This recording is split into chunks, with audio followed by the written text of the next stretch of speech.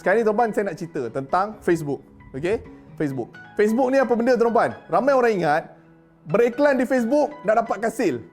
Betul lah, tak adalah saya cakap salah 100%, kan? Cuma tuan-tuan macam saya cakap tadi, pasak minda tu, mind setting. Okey? Bila kita asyik macam cakap dekat Facebook boleh dapat sale, Facebook dapat sale, tuan-tuan sebenarnya ada lagi benda yang tuan-tuan kena tahu sebelum sale tu sampai.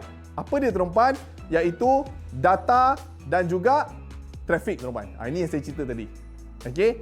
Sebelum sale tu sampai tuan-tuan, mestilah dua benda ni sampai dulu, betul tak? Data dan trafik. Kalau data dan trafik tak ada tuan-tuan, data dan trafik ni tak ada, macam mana sale nak datang? Tak mungkin tuan-tuan.